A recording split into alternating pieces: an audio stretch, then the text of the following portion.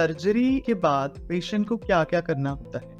Yes, surgery के बाद शुभी हम एक रात के लिए पेशेंट को आईसीयू में एडमिट रखते हैं। वो कॉन्शियस होते हैं, उनको समझ में आता है, हम बात करते हैं, उनको एक्सप्लेन करते हैं, फोटोग्राफ्स दिखाते हैं। यानी तब होता है जेंडर यूफोरिया, जो लास्ट आईपैथिकॉन में हमने सुना था।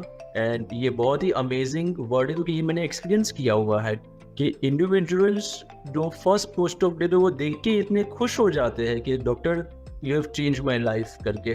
आई मेक दिस पॉइंट कि उस दिन रात को, क्योंकि जितना स्ट्रेस या जितना डर उनके माइंड में होता है एक सर्जरी के जाने से पहले, वो ज़रूरी है कि सर्जरी ख़त्म होने के बाद वो कितना कम हो सकता है वो कम करना चाहिए।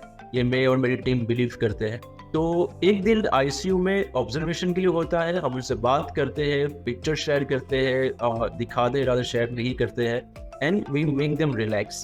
सेकेंड डे पे मॉर्निंग में सारे वाइटल्स अगर सब कुछ नॉर्मल है, कोई प्रॉब्लम नहीं है मेडिकल फ्रंट पे, उनको लेप्रोस्कोपी टीम आके ऑब्जर्व करती है और डाइट चालू होता है धीरे धीरे, जहाँ पर लिक्विड डाइट मेनली पहले चालू होता है।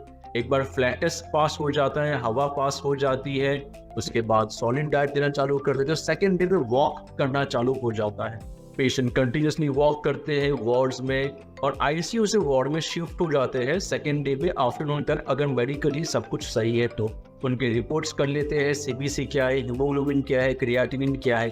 जब पेशेंट पोस्ट ऑप में फुल्ली कॉन्शियस होकर वॉक करते हैं तब उनको एक स्टेंट वजाइना के अंदर रहता है, उसकी थोड़ी डिस्कम्फर्ट फील होती है, यूरिन का पाइप रहता है उसको होल्ड करना होता है, और स्टार्टिंग में डीवीटी पंप, पैर के ऊपर पंप लगाए जाते हैं कि वहाँ पे डीवीटी ना हो, कि वहाँ पे ब्लड क्लॉट ना हो। ये सारी चीज़ें वो एक्सपेक्ट कर सकते हैं। सेकेंड डे से लेके फोर्थ डे तक सिर्फ आईवी एंटीबायोटिक, पेन किलर, घूमना फिरना और अच्छा खाना खाना, यही केयर चलती रहती है। फोर्थ डे पे हम उनका फर्स्ट स्टेंट चेंज करते हैं या फर्स्ट ड्रेसिंग करते हैं, जहाँ पे हो सकता है स्वेलिंग बहुत ज़्यादा हो सकता है टाँकों पे कहीं कहीं प्रेशर आया हो सकता है कहीं कहीं पे स्किन नेक्रोसिस हो चुकी हो, वहाँ पे ब्लड सप्लाई ना पहुँच रहा हो सकता है कि वहाँ पे कहीं पे ब्लड क्लॉट या हेमेटोमा हुआ हो। ये सारे एक्सपेक्टेड आउटकम है। नॉनदलेस फर्स्ट ड्रेसिंग करने के बाद हम सेकंड ड्रेसिंग करते हैं डे 8 पे। अगर मेरे इंडिविजुअल्स कोई दूसरे सिटी से, जो दूसरे कंट्री से आते हैं, तो उनको मैं डे, और उनको हॉस्पिटल में अगर बहुत अच्छे से कंफर्टेबल नहीं है, उनको मैं डिस्चार्ज करके हमारे जो आफ्टर केयर प्लेसेस से, जो होटल से, जो रूम से, वहाँ पे हम शिफ्ट करते हैं और मेरी टीम उनका वहाँ पे टेक केयर करती है। So you can expect fourth day या 8th day discharge. 8th day पे हम पाइप या यूरिन का जो पाइप रहता है उसको निकाल देते हैं, कैथेटर को निकाल देते हैं और स्टेंट को वापस से चेंज करते हैं।